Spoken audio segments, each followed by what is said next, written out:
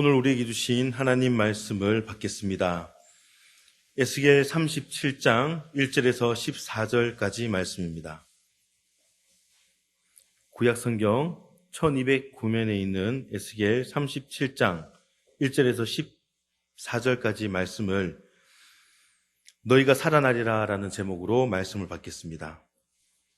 한 절씩 교독하겠습니다. 여호와께서 권능으로 내게 임재하시고 그의 영으로 나를 데리고 가서 골짜기 가운데 두셨는데 거기 뼈가 가득하더라. 나를 그 뼈 사방으로 지나가게 하시기로 본즉 그 골짜기 지면에 뼈가 심이 많고 아주 말랐더라. 그가 내게 이르시되 인자야 이 뼈들이 능히 살 수 있겠느냐 하시기로 내가 대답하되 주 여호와여 주께서 아시나이다. 또 내게 이르시되 너는 이 모든 뼈에게 대언하여 이르기를 너희 마른 뼈들아 여호와의 말씀을 들을지어다. 주 여호와께서 이 뼈들에게 이같이 말씀하시기를 내가 생기를 너희에게 들어가게 하리니 너희가 살아나리라.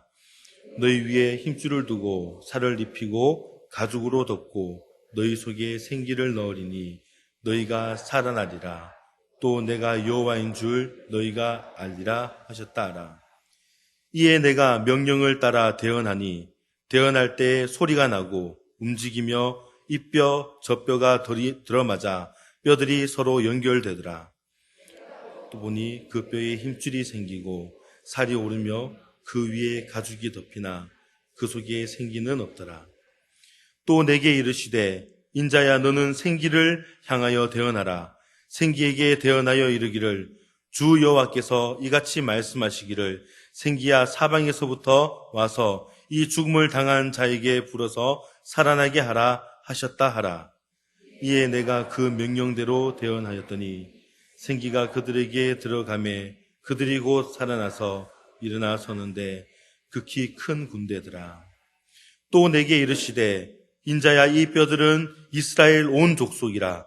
그들이 이르기를 우리의 뼈들이 말랐고 우리의 소망이 없어졌으니 우리는 다 멸절되었다 하느니라. 그러므로 너는 대언하여 그들에게 이르기를 주 여호와께서 이같이 말씀하시기를 내 백성들아 내가 너희 무덤을 열고 너희로 거기에서 나오게 하고 이스라엘 땅으로 들어가게 하리라. 내 백성들아 내가 너희 무덤을 열고 너희로 거기에서 나오게 한즉 너희는 내가 여호와인 줄을 알리라.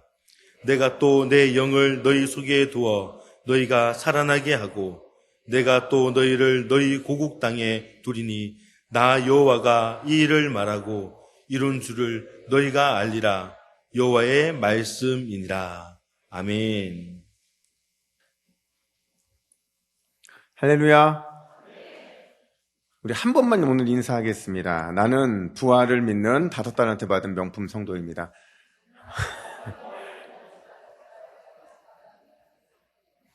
할렐루야.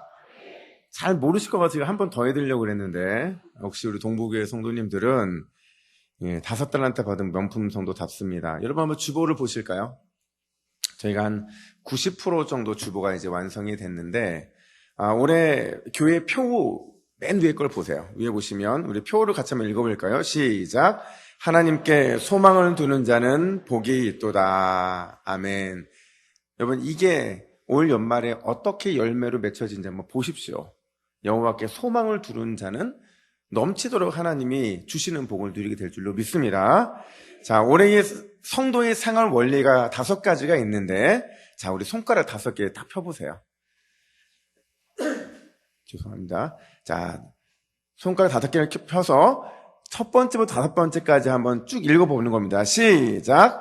영광스러운 예배자, 신실한 봉사자, 복음 전도자, 충성된 청지기, 생활신앙인. 다시 거꾸로 돌아가면서 다시 생활신앙인부터 다시 피는 겁니다. 시작! 생활신앙인, 충성된 청지기, 복음 전도자, 신실한 봉사자, 영광스러운 예배자. 할렐루야. 이게 우리의 생활의 원리입니다. 한 장만 넘기세요. 한 장만 넘기시면 요 면에 보면 검게 보이는 데 있죠. 이게 왜 까맣게 했냐면 이게 되게 중요하기 때문에 그래요. 교회의 영적 가치. 우리 교회가 앞으로 어떤 영적 가치 위에 세워져야 하느냐. 자, 첫 번째부터 5번, 그러니까 5번까지 있는데 1번부터 5번까지 한번 다시 또 오른손을 들으면 무거우세요? 네, 오시경 계신 분들은 좀 내리셔도 됩니다. 자, 첫 번째부터 5번째까지 쭉 있습니다. 시작.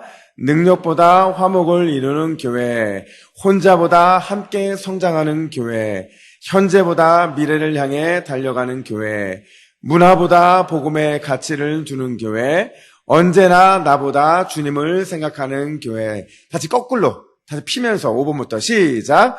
언제나 나보다 주님을 생각하는 교회, 문화보다 복음의 가치를 두는 교회, 현재보다 미래를 향해 달려가는 교회, 혼자보다 함께 성장하는 교회, 능력보다 화목을 이루는 교회. 할렐루야. 여러분, 이런 교회는 지상이 없어요. 천국인 겁니다. 천국. 우리 교회가 그 천국을 이루어내는 줄로 믿습니다. 제가 그림 하나를 여러분 보여드리겠습니다. 이제 주보 다 내려놓으세요. 네. 자, 이 그림은 빛의 화가라고 불리는 렘브란트가 갈릴리 바다에서 폭풍을 만난 그리스도라는 제목으로 그림을 그린 거예요.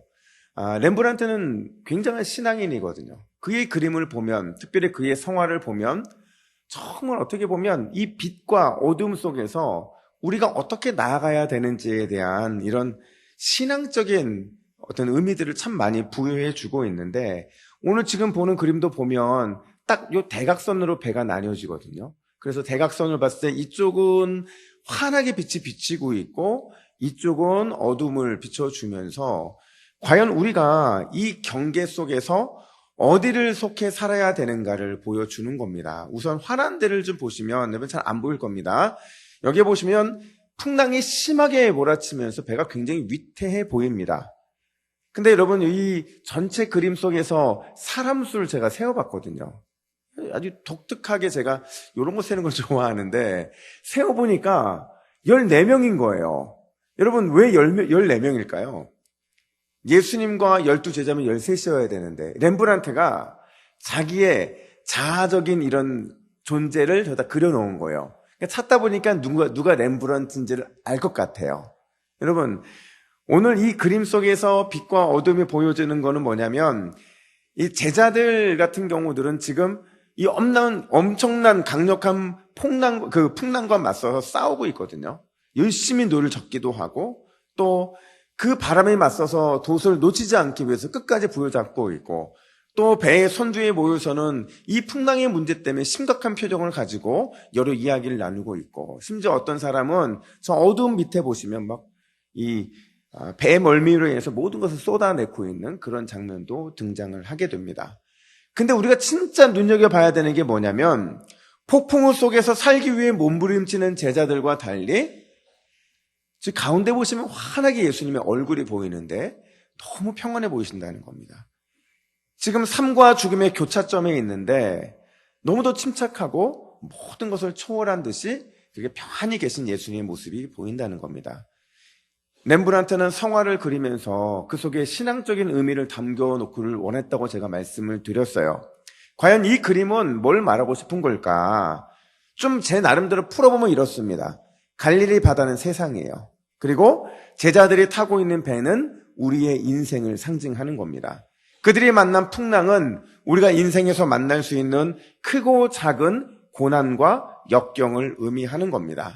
그리고 우리는 그 풍랑이 몰아닥쳤을 때 크고 작은 풍랑 속에서 제자들처럼 우왕좌왕하고 또 갈팡질팡하면서 흔들리는 인생일 수밖에 없다는 겁니다. 그래서 어떻게든 풍랑에서 빠져나오기 위해서 열심히 자기 힘으로 노를 젓기도 하고 어떻게든 풍랑을 견디기 위해서 돛을 끝까지 붙잡고 놓지 않으려고 하고 또 어떤 사람은 그 풍랑이 너무 무서워서 숨어버리는 경우들도 있다는 거예요.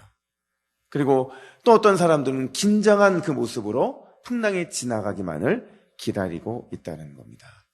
렘브란트의 입장에서 이 자기가 그린 그림은 우리한테 이게 당신들의 인생입니다라고 보여주는 거예요.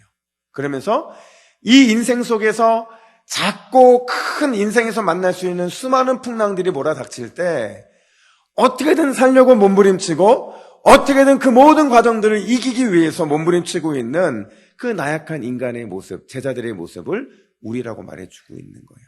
그러면서 인생의 위기의 유일한 해결책은 오직 예수님 뿐이라는 것을 보여주는 겁니다. 여러분, 우리 인생의 배에 예수님이 함께 하실 수만 있다면 우리는 그 어떤 풍랑을 만나도, 그 어떤 위기를 만나도 거뜬히 이겨낼 수 있다는 겁니다. 근데 여러분, 예수님이 그 배에 없으면 어떤 일이 벌어집니까? 우리 그 배는 반드시 파손되고 말 겁니다. 오늘 이스라엘 백성들의 그 문제가 바로 여기에 있었습니다. 오늘 본문을 보면 하나님께서 이스라엘 에스겔 선지자를 한 골짜기로 데리고 가시는데 에스겔이 그 골짜기에서 본 게 너무 참혹한 거예요. 너무 충격적인 거예요.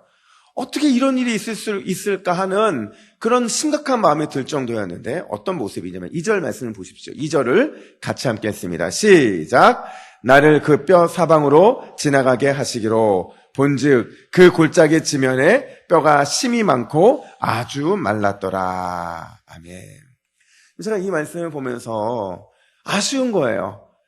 이 에스겔이 보고 있는 그 장면을 너무 생생하게 드러내지 못해서 아쉽고 그거를 막 마음의 그림을 그리기에는 이 해석해 놓은 이 내용이 너무 빈약한 거예요. 그래서 제가 원문에 착실하게 한번 번역해 보면 이렇습니다. 하나님의 강력한 인도하심으로 그 뼈 위를 지나가게 되었는데, 와, 정말 비참한 상황입니다. 이렇게나 많은 뼈들이 널브러져 있고, 이렇게나 많은 뼈들이 말라 비틀어진 상태입니다. 여러분, 뼈들이 매우 많다는 것은 너무나도 많은 사람들이 죽임을 당했다는 겁니다. 과연 이 뼈들이 누구일까요? 이스라엘 백성들이라는 거예요. 그리고 이 뼈들은 바벨론과의 싸움에서 패배한 수많은 이스라엘의 군사들의 뼈들이라는 겁니다. 그러면 뼈들이 사방에 널브러져 있다는 건 뭡니까? 그들의 뼈들이 그들의 죽음이 매장도 하지 못하고 그럴 만큼 비참하고 치욕적인 그런 상황 가운데 놓여 있다는 겁니다. 그 뼈들이 말라 비틀어진 상태라는 것, 죽은 지 너무 오래되어서 아주 작은 소망조차 없는, 아주 작은 소생할 가능성조차 없는 상황, 그 상황들을 보여주고 있는 겁니다. 다시 질문합니다. 여러분, 에스겔이 보고 있는 지금 이 모습은 누구의 모습입니까? 이스라엘의 모습입니다. 바벨론의 포로로 끌려가서 어떠한 희망도 없이 살아가고 있는 그들의 삶을 고스란히 보여주고 있는 거예요. 11절 말씀 보겠습니다. 11절 같이 있습니다. 시작. 또 내게 이르시되 인자야 이 뼈들은 이스라엘 온 족속이라. 그들이 이르기를 우리의 뼈들이 말랐고 우리의 소망이 없어졌으니 우리는 다 멸절되었다 하느니라. 아멘. 아마 여러분, 우리가 일제시대를 보내면서 그 일제시대의 강점기를 보내면서 그 어떤 소망도 없고 어떤 기대도 없고 완전히 절망적인 시간들을 우리도 보내봤잖아요. 이스라엘 백성들도 바벨론을 포로로 끌려가서 너무나도 절망 없는 그 시간을 보내다 보니까 마치 마른 뼈처럼 전혀 소생할 어떤 그 가능성도 없는 그들의 미래가, 또 그들의 현재가 지금 그런 상태였다라는 겁니다. 만약에 여러분, 우리가 당하고 있는 고난과 어려움과 또 환난들이 시간이 정해져 있다고 생각해 보세요. 그 고난, 그 환난 견딜만 할 겁니다. 그 고난과 그 환경이 그 시간만 지나면 회복될 것이라는 그 작은 가능성만 있으면 우리는 적어도 조금은 쉽게 고난을 맞이할 수 있을 거예요. 근데 그 고난이 가장 힘든 것은 끝날 미래가 보이지 않기 때문에 그렇다는 거죠. 지금 포로민 신분으로 와서 자기 자신들이 앞날을 내다볼 수 없을 만큼 큰 비참한 상황 가운데 있는 그들의 마음을 한번 생각해 보십시오. 얼마나 고통스럽겠습니까? 우리의 소망은 사라졌습니다. 우리의 생명줄은 완전히 끊어졌습니다. 우리에게 남아있는 것은 오직 절망뿐입니다. 이게 바로 지금 바벨론 포로로 끌려간 이스라엘 백성들의 형편이었다는 겁니다. 여러분, 에스겔은 또 어떻습니까? 에스겔은 제사장 가문에 있는 사람이었어요. 그도 역시 제사장이 돼야 되고 제사장의 역할을 위해서 교육받고 훈련받았을 겁니다. 근데 지금 그 제사장의 역할을 해야 되는 사람이 포로로 끌려와서 제사장으로서의 사명은커녕 지금 그가 서 있는 곳이 어디냐면 엄청나게 많은 이 뼈들이 있는 곳, 그 가운데 서 있잖아요. 여러분, 제사장들은 제사를 위해서 절대로 시체를 만지거나 이 뼈와 같은 이런 것들을 절대로 접촉해서는 안 된다는 거예요. 얼마나 치욕적입니까? 얼마나 절망적입니까? 하나님을 예배해야 되는 제사장이 자신의 역할을 못할 수밖에 없게 만드는 수많은 뼈들과 마주하고 있는 그 현실이 얼마나 비참하겠느냐 하는 겁니다. 아마 에스겔은 개인적으로 너무 비참했고 민족적으로도 아주 비참하고 고통스러운 그런 시간들을 보내고 있었을 겁니다. 소망 없는 현실, 그리고 더 절망적인 미래 앞에서 너무나 참담함을 느끼는 에스겔에게 갑자기 뜬금없이 여호와 하나님께서 이렇게 질문하십니다. 우리 3절 상반절 말씀을 같이 읽습니다. 시작. 그가 내게 이르되 인자야 이 뼈들이 능히 살 수 있겠느냐. 아멘. 이 말라 비틀어진 해골들이 살아날 희망이 있느냐는 겁니다. 이 뼈들과 같은 너희들의 현재와 미래에도 작은 희망이라도 남아있느냐? 지금 이 질문을 하고 있는 거예요. 여러분, 여기 에스겔이 뭐라고 대답합니까? 오늘 3절 하반절 보니까 내가 대답하되 주 여호와여 주께서 아시나이다. 주 여호와여 주께서 아시나이다. 너무나도 애매모호한 답을 내놓고 있고 심지어 마치 질문한 하나님께 그냥 그 답을 떠넘기는 듯한 그런 모습을 보여주고 있다는 거예요. 근데 여러분, 이 부활절 아침에 에스겔이 남긴 주 여호와여 주께서 아시나이다 라는 의미가 우리에게 깨달아지게 될 때 이 놀라운 믿음의 고백이 에스겔과 그 이스라엘 민족들을 어떻게 새롭게 세워나가게 되는지를 우리가 보게 될 줄로 믿습니다. 첫 번째로 지금 에스겔이 주 여호와여 주께서 아시나이다 라고 이 고백하고 있는 이 고백의 의미는 오직 그 답은 하나님께 있습니다 라는 바로 그 의미라는 겁니다. 다시 한번 3절 전체를 한번 보세요. 여러분, 주님의 질문은 아주 간단합니다. 인자야 이 뼈들이 능히 살 수 있겠느냐.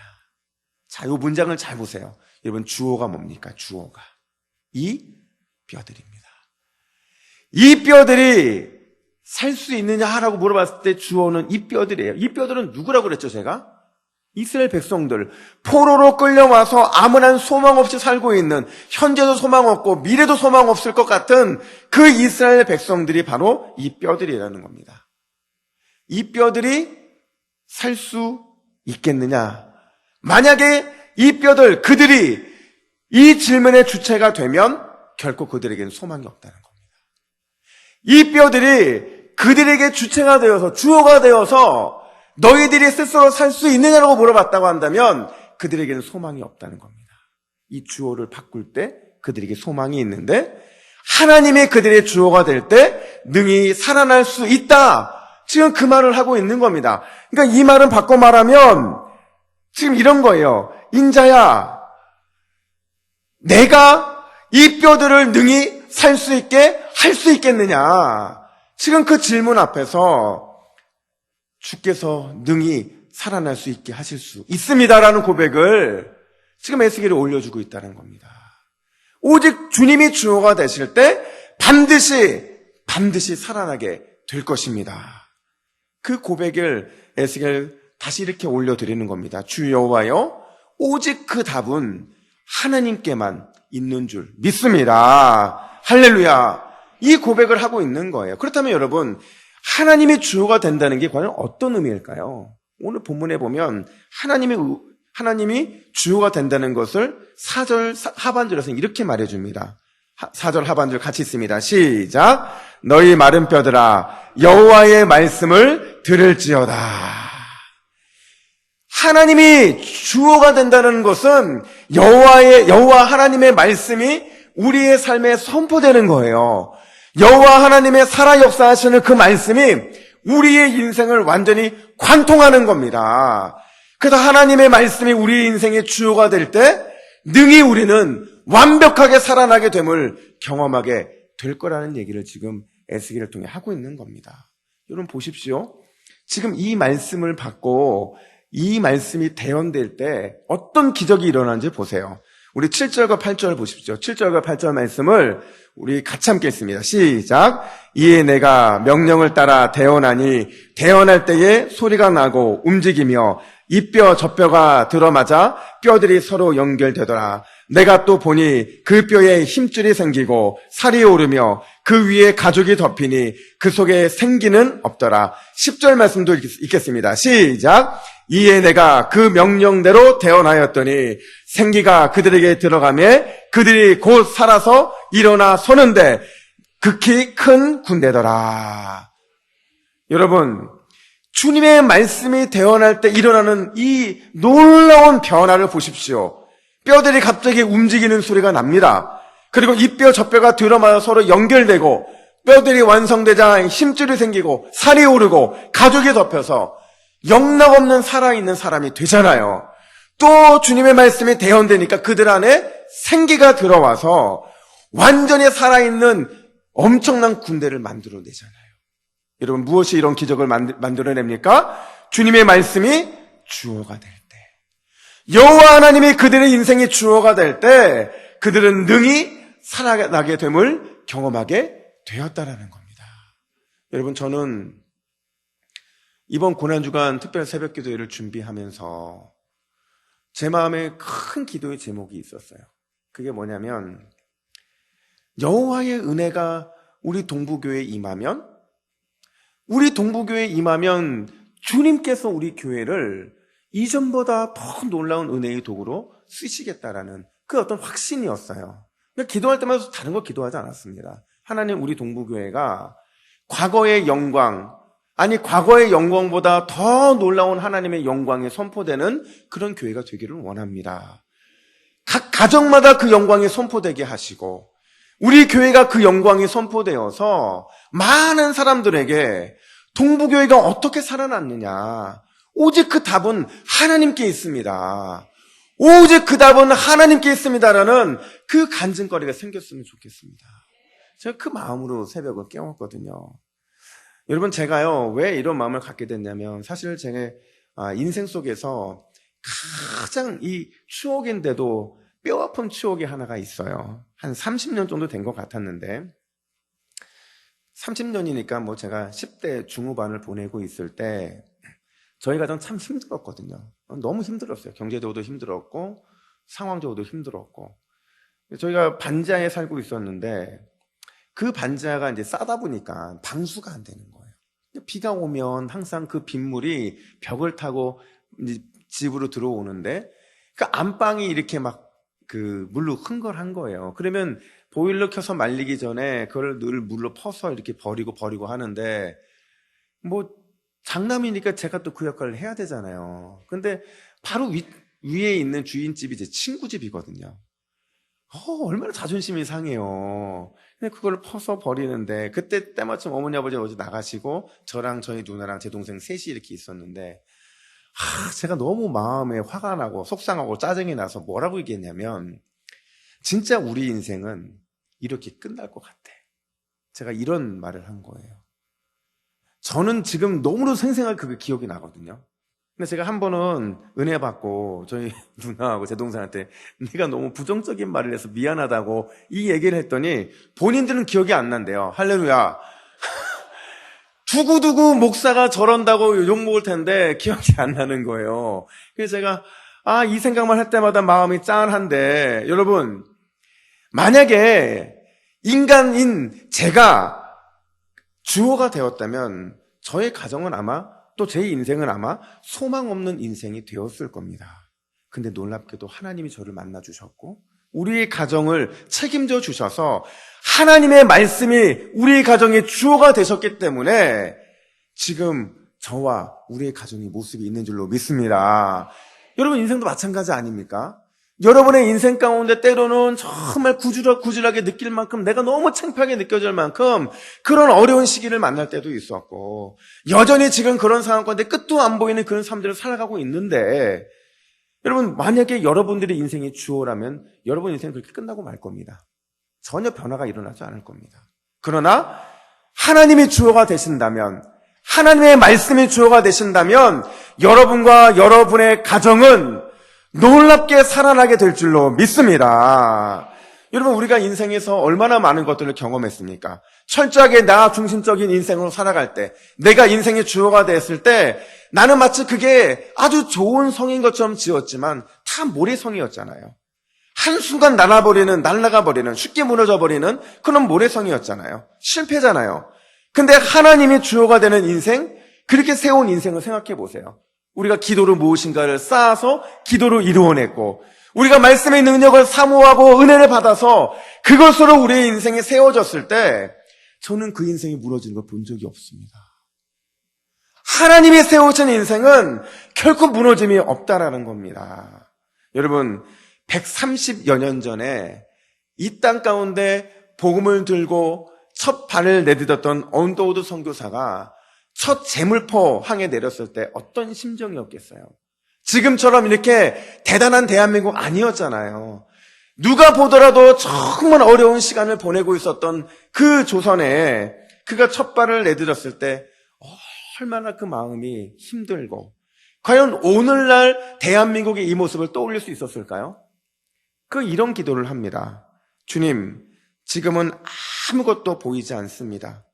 보이는 것은 그저 고집스럽게 얼룩진 어둠뿐, 어둠과 가난과 인습에 묶여있는 조선 사람뿐입니다.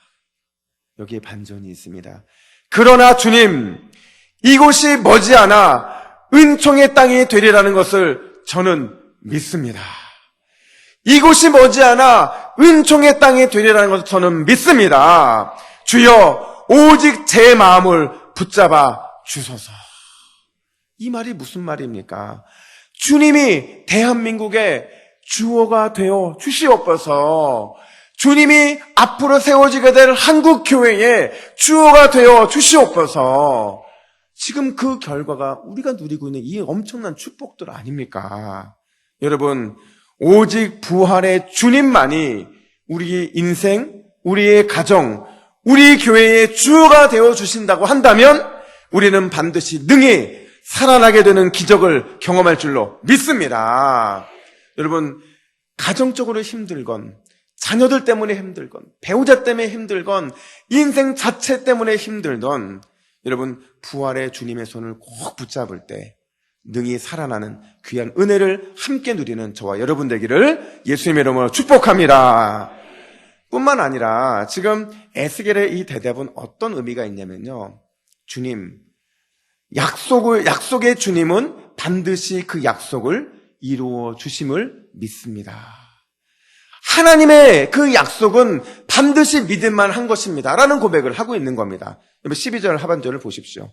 12절 하반절, 자, 같이 있습니다. 시작. 내 백성들아, 내가 너희 무덤을 열고 너희로 거기에서 나오게 하고 이스라엘 땅으로 들어가게 하리라. 아멘. 회복의 말씀이 선포되고 있는 거예요. 여러분, 지금은 여전히 그들은 포로민 신분인 게 맞아요. 그들은 여전히 끝도 알 수 없는 참담하고 비참한 시간들을 보내고 있어요. 언제 집으로 들어갈지도 모르고 자신의 삶이 언제 이 떠돌이에서 끝날지도 모르고 있는 그 시간들을 보내면서 지금 그들은 반드시 회복시켜 주시겠다는 약속을 받고 있는 겁니다. 완전히 말라 비틀어진 죽음 가운데 있는 그들에게 어떻게 회복을 약속하고 있냐면 다시 12절 하반절을 보세요. 내가 너희 무덤을 열고, 내가 너희 무덤을 열고, 절망을 열고, 소망 없음을 열고 회복의 땅으로 돌아오게 하겠다, 이렇게 약속하고 있는 겁니다.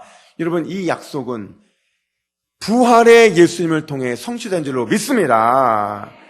여러분, 이게 믿어져야 되는데 왜 아멘이 적습니까? 예수님을 통해서 성취된 줄로 믿습니다. 제가 왜 이렇게 강조를 하냐면요. 여러분 마태복음 27장 52절부터 53절을 보세요. 이 말씀이 너무 중요한데 같이 읽습니다. 시작. 무덤들이 열리며 자던 성도의 몸이 많이 일어나되 예수의 부활 후에 그들이 무덤에서 나와서 거룩한 성에 들어가 많은 사람에게 보이니라. 아멘. 여러분, 예수님께서 십자가 죽으심과 부활을 통해 사망 권세를 이기셨잖아요. 그때 무덤이 열렸다 이렇게 말을 하고 있어요. 언제 예언된 겁니까? 에스겔 선지자를 통해 예언된 말씀이잖아요. 무덤이 열렸고 거기서 마른 뼈와 같이 죽은 사람들이 나와서 거룩한 성 예루살렘에 들어갔다. 에스겔을 통해서 받았던 예언의 말씀이 부활의 예수님을 통해서 지금 성취되고 있다라는 겁니다. 여러분 아마도 예루살렘 성은 난리가 났을 거예요. 죽었던 사람들이 거룩한 성에 들어갔을 때 그 중에는 자기의 할아버지도 있었을 것이고 자기의 아버지도 있었을 것이고 할머니도 있었을 것이고 너무나도 많은 사람들이 무덤에서 나와서 예루살렘으로 들어간 것을 보면서 아마 깜짝 놀랐을 겁니다. 과연 그들 중에서 에스겔의 이 회복에 대한 약속을 기억했던 사람은 몇 명이나 될까요? 여러분, 우리는 이 말씀을 통해서 이 예언의 성취가 보여지는 것이 주님이 우리에게 주신 특별한 은혜인 줄로 믿습니다. 하나님의 회복의 약속은 그 약속을 굳게 믿는 자만이 성취의 기쁨을 누리게 되기 때문에 그렇습니다. 여러분, 우리가 하나님의 약속을 믿고 그 약속에 따라 성취되는 것들을 우리의 삶에서 경험하잖아요. 그러면 그게요, 마치 마른 뼈들에게 생기가 불어들듯이 그 뼈들의 심줄이 연결되듯이 우리 영적인 근육들이 강화되는 겁니다. 이 놀라운 은혜는 그 성취의 기쁨을 누려본 사람만이 누릴 수 있다는 거예요. 여러분, 이 약속의 성취가 우리에게 어떤 반응을 요구합니까? 13절 하반절을 보니까 너희는 내가 여호와인 줄 알리라. 14절 하반절 똑같이 말합니다.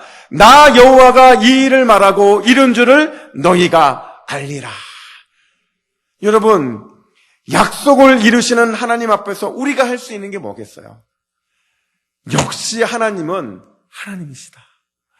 역시 하나님은 위대하시다. 바로 이 감탄과 고백을 우리가 할 수밖에 없는 줄로 믿습니다. 사실 저에게는 굉장히 존경하는 교수님 한 분이 계십니다. 제가 대학을 다닐 때에도 또 신대원을 졸업하고 석사과정을 공부할 때에도 제가 구약을 선택하게 만든 그런 교수님이셨는데 그 교수님이 책 한 권을 쓰셨어요. 한 3년 전인가 2년 전에. 그 제목이 명자 누나라는 책인데 명자는 이 교수님의 누나예요. 이 누나가 인생에 아주 깊은 고난을 겪었거든요. 가장 집에서 공부 잘했고 가장 효녀였고 누가 보더라도 가장 잘 살아야 되는 이 누나가 인생에서 고난을 겪으면서 그 고난의 이야기가 얼마나 아름다운 기적으로 바뀔 수 있는지를 교수님이 이 책에 담아내요.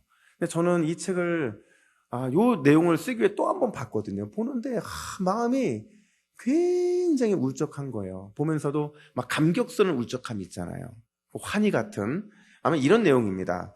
셋째 명자 누나가 아주 어렵게 임신을 해요. 아주 어렵게 임신하고 너무 기뻐가지고 교수님하고 막 통화를 하면서 하나님이 나에게 기도 응답으로 아기를 주셨다 막 그런 거예요. 근데 3개월이 되었을 때 병원에 갔더니 척추하고 엉덩이 사이를 모두 그 뼈를 부숴내는 암덩이가 생긴 거예요. 그 암덩이가 막 자라나는데 여성이 임신을 하면요 호르몬이 굉장히 많이 분비가 되잖아요. 그게 이제 암덩이를 처음에는 작았던 게 막 커지는 거예요. 근데 이제 이 병원에 가서 이걸 검사하고 나서 병원에서 뭐라고 일하냐면 아이를 포기하든가 아니면 당신의 건강을 살릴 둘 중에 하나를 해야 된다는 거예요. 근데 아이를 어떻게 포기해요? 얼마나 귀하게 얻은 아이인데. 그래서 결국 치료를 거부하고 집에 있다가 임신 8개월 때 완전 혼수 상태가 되어서 병원으로 실려오게 됩니다. 제왕절개를 통해서 아이를 낳았지만 결국에는 그 명자 누나는 병원으로부터 사형 선고를 받게 되는 거예요. 그리고 장례를 준비하라는 이 병원 측의 얘기를 듣고 한참을 고민을 하고 또 고민을 하는데 병실에서 누나가 막 몸부림치고 있는 장면이 보이는 거예요. 아마 선망이겠죠? 막 욕설을 하고 막 몸부림치면서 난 지옥에 갈 거라고 막 소리를 지르는 모습을 보면서 그때 이 교수님이 암 전문의였거든요. 암 전문의니까 얼마나 그 상황이 힘들고 어려운지를 누구나 잘 알고 있고, 근데 본인이 그 모습을 보고 있으면서 갑자기 하나님께 이런 서원의 기도를 하게 되는 거예요. 하나님, 누나를 좀 살려주십시오. 살려주시지 아니하시더라도 제발 천국에만 갈 수 있도록 도와주십시오. 그러면 제가 꼭 목사가 되겠습니다. 이 서원의 기도를 하게 돼요. 여러분, 어떻게 됐을까요? 정말 놀랍게도 이 사형 선고를 받은 누님이 27년을 더 살게 됩니다. 그것도 병원에서만 사는 게 아니라 병원에 입원할 때도 있지만 때때로 그때 그 힘을 또 하나님이 주셔서 병원에서의 삶들을 잘 극복할 수 있었지만 집에 와서 교회에서 휠체어를 타고 다니면서 교회 청소도 하고 화단 정리도 하고 주일학교 교사도 되고 성가대도 하고 구역예배 인도도 하고, 이분이 이런 일을 하는 것 자체가 교회한테 너무 큰 은혜인 거예요. 그것도 자그마치 27년간. 동시에 자신처럼 아픈 이웃들을 찾아가면서 위로를 해주는데, 여러분, 사형 선고 받은 사람이 병 걸린 사람에게 위로하는 건 너무 큰 능력이 있습니다. 그러니까 사람들이 이분을 통해서 막 구원의 은혜를 누리는 거예요. 결국 이 교수님도 목사가 됐거든요. 신학교 교수가 되어서 수업 시간에 이 누나 얘기를 하는데 신학생들이 그렇게 울 수가 없는 거예요. 여러분, 명자 누나의 삶을 통해서 교수님이 얻은 결론이 무엇이냐? 이 책에서 교수님은 이렇게 말합니다. 우리 천천히 이 내용을 같이 읽겠습니다. 시작. 고난으로 인해 아파하는 사람이 있다. 그는 긍휼히 여김을 받아야 할 것이다. 그러나 오직 그 아픔에만 머문다면 그는 작은 고통에도 절망할 것이다. 고난을 원망하는 사람이 있다. 그는 위로를 받아야 할 것이다. 그러나 그 원망에만 머문다면 그는 항상 불행할 것이다. 고난을 이웃에 대한 공감으로 승화시키는 사람이 있다. 그는 서로의 아픔을 통해 발화하는 사랑을 배우게 될 것이다. 웃는 자와 웃고 우는 자와 울며 열방을 중보하는 복의 통로가 될 것이다. 고난 앞에서 십자가에 달리신 예수 그리스도를 바라보는 사람이 있다. 그는 이웃을 천국으로 인도할 것이다. 이는 고난의 신비가 함축하고 있는 구속적 공감이다. 아멘. 고난 앞에서 십자가에 달리신 예수 그리스도를 바라보는 사람, 그 사람만이 이 고난의 의미를 아는 것이고, 이 고난을 통해서 하나님이 어떤 일을 이루시기를 원하시는지를 깨달아 아는 사람이라는 겁니다. 여러분, 우리 모두는 이 아침 부활의 증인인 줄로 믿습니다. 이 부활의 아침에 주님이 마른 뼈들, 그들 가운데 에스더에게 하셨던 그 말씀이 동일하게 우리에게 필요한 말씀인 줄로 믿습니다. 주님 뭐라 말씀하십니까? 너희가 살아나리라. 너희의 가정이 살아나리라. 너희의 교회가 살아나리라. 너희의 일터가 살아나리라. 주님이 우리 인생의 주어가 되실 때 우리는 능히 살아나게 되는 줄로 믿습니다. 하나님의 약속의 성취를 끝까지 믿고 신뢰하게 될 때 하나님은 위대하시다, 이런 믿음의 고백을 하게 되는 저와 여러분이 될 줄로 믿습니다. 할렐루야. 우리 이 시간 두 손 같이 모읍시다. 우리 가슴에 모으고 함께 기도할 때에 우리 잠깐 소리를 내서 우리 1분만 기도하겠습니다. 하나님, 살아나기를 원합니다.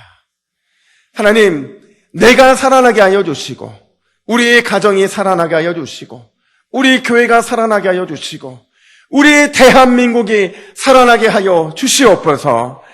주님이 우리 인생의 주어가 되어 주시고, 우리가 하나님의 약속의 성취를 굳게 믿고 끝까지 기다릴 때에 주님이 위대하시다라는 고백을 우리의 입술을 통해 올려드리게 하여 주시옵소서. 우리 이러한 기도 제목 가지고 주님 이름 간절히 부르고 함께 통성으로 기도합니다. 주여,